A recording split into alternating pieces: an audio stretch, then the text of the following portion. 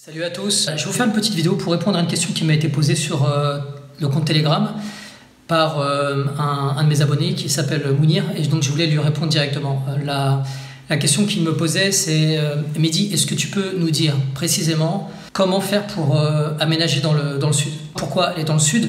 La question peut vraiment se poser. Tout dépend en gros de vos revenus. Aujourd'hui, s'installer dans le sud coûte relativement cher. Maintenant, je dis relativement parce que si je vous prends quelques villes de la région parisienne, je vous prends par exemple Asnières. Asnières, on est à 7200 € au mètre carré. À Colombes, on est à 6200 € au mètre carré. À Montreuil, on est à 6000 € au mètre carré.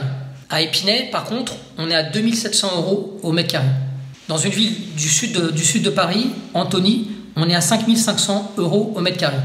Gennevilliers, la ville où j'habitais, où j'ai grandi, on est à 4500 € au mètre carré. Maintenant, si je compare ça avec le prix de l'immobilier dans le sud, vous allez voir que le sud reste encore abordable si on compare aux villes de la région parisienne. Donc Bordeaux, par exemple, est à 5500 € au mètre carré. Donc ça paraît très cher.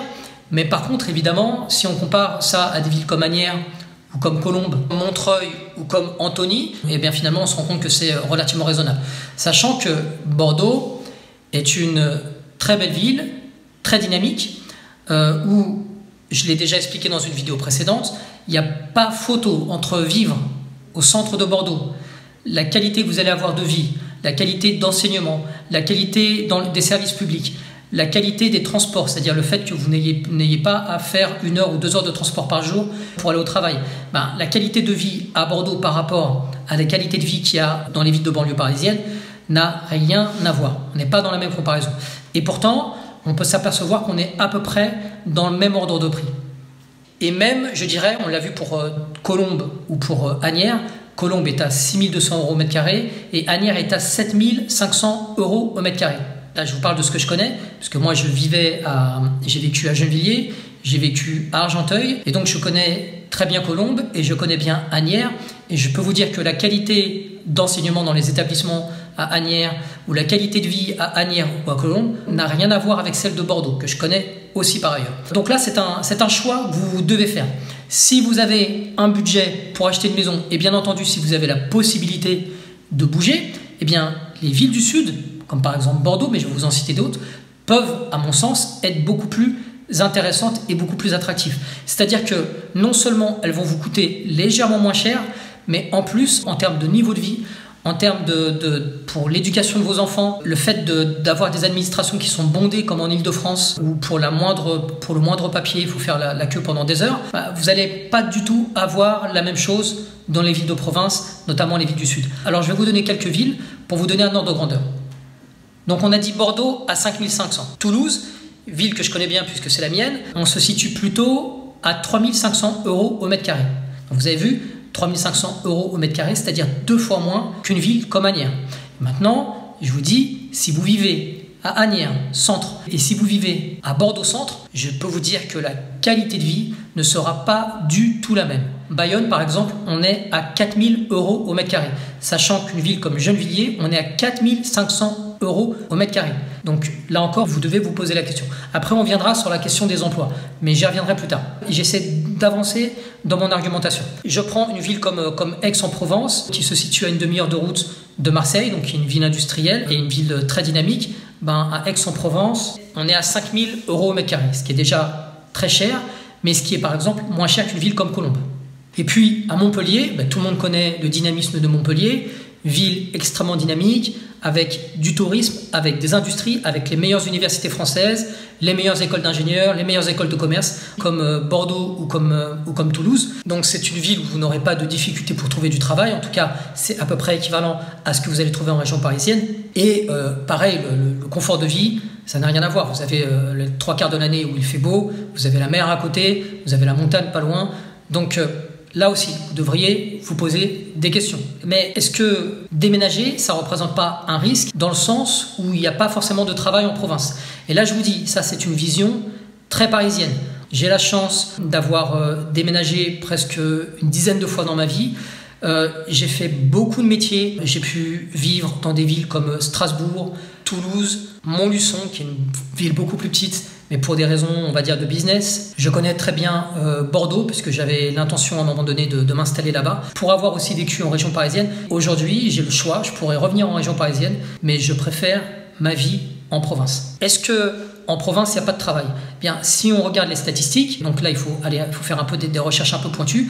Il faut aller sur, vous tapez le nom de la ville, vous cherchez dossier complet, le dossier de l'INSEE. Donc, vous ne prenez pas le premier résultat, vous ne tapez pas chômage, Montpellier, Google, et puis vous allez avoir un chiffre. Non, vous ne vous fiez pas à ces chiffres-là, parce que ces chiffres-là peuvent être donnés par des journaux, peuvent être donnés par des blogs. Non, vous allez directement chercher auprès de l'INSEE les informations. Et là, vous avez des informations qui sont beaucoup plus proches de la réalité et qui sont actualisées. Donc, par exemple, en région parisienne, effectivement, vous avez un taux de chômage qui est en moyenne de 10%. Mais quand vous allez à Toulouse, quand vous allez à Bordeaux, quand vous allez à Montpellier, vous vous retrouvez avec des taux de chômage qui sont à peu près équivalents.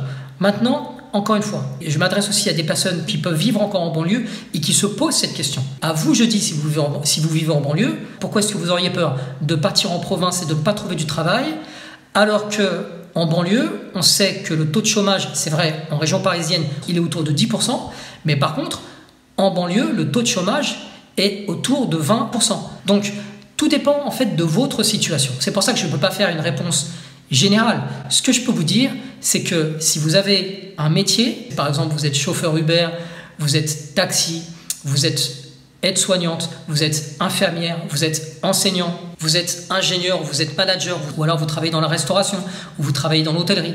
À partir du moment où vous êtes dans une ville qui a plus de 20 000 habitants, évidemment, il y aura toujours besoin de se nourrir.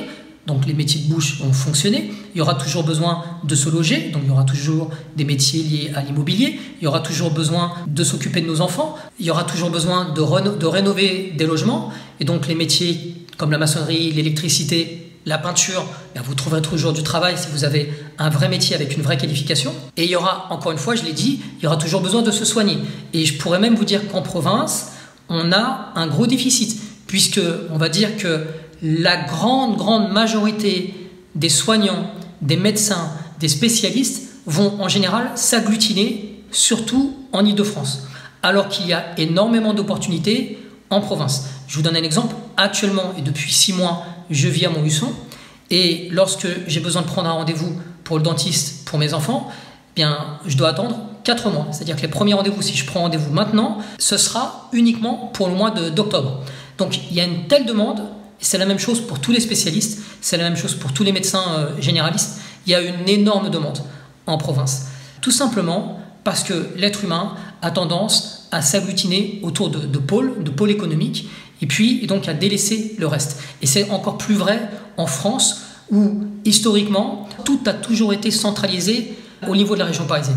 Et la région parisienne à elle seule représente 20 à 25% de toute la population française. Évidemment, il y a beaucoup d'opportunités en province. Maintenant, vous me posez la question, est-ce qu'il y a du chômage en province? Le chômage en moyenne se situe autour de 14% dans les villes de province. Mais c'est normal, c'est parce que la population est beaucoup plus homogène. On a moins ces problèmes de ghettoisation. La population est beaucoup plus mélangée, et il n'y a pas vraiment de quartier avec une ségrégation aussi forte que celle qu'on rencontre en région parisienne ou à Paris. Donc, vous allez avoir un taux de chômage qui est plus élevé, mais c'est normal parce que c'est réparti sur l'ensemble de la population. Alors moi, ce que je vous conseille, là, à toi, à Mounir, si tu me poses la question, comment faire pour aller m'installer dans le sud, de 1, je te dirais, pose-toi la question, est-ce que c'est vraiment le sud que tu vas avoir? Si tu as le budget, eh bien fonce. Eh bien maintenant, si tu n'as pas le budget, le sud, c'est pas vraiment la bonne idée. Parce qu'au final, l'immobilier dans le sud est à peu près au même niveau que l'immobilier en Île-de-France. Par contre, ce que je te dirais, c'est que si tu as les moyens, eh bien commence à postuler, mets en place un vrai projet, postule, envoie des CV, fais des entretiens, déplace-toi s'il le faut, de manière à décrocher un emploi, et je peux t'assurer que tu ne le regretteras pas. En général, les personnes qui viennent avec un travail et qui s'installent en province avec un vrai projet, et en général, elles n'ont pas envie de revenir en région parisienne, le périphérique, les autoroutes, la délinquance, les motos qui font du bruit, les problèmes de stress, les jeunes qui vous regardent parce qu'ils ont des problèmes d'ego. On n'a pas du tout ça en province. On l'a, mais on va dire à un niveau vraiment dérisoire. Voilà. Voilà mon conseil. Donc j'espère que vous avez apprécié cette vidéo faite un petit peu en mode improvisation, mais j'essaye justement, étant donné que maintenant j'ai 2 chaînes, je vous renvoie justement vers ma 2e chaîne qui s'appelle Coaching de vie. Soutenez cette nouvelle chaîne, soutenez mon travail, allez me rejoindre sur Telegram et j'ai ouvert un canal de discussion. Vous pouvez me poser vos questions et je vous promets que j'y répondrai sous forme de vidéo ou sous forme d'un audio. Et puis, comme d'habitude, je vous dis à très bientôt et que la paix soit sur vous.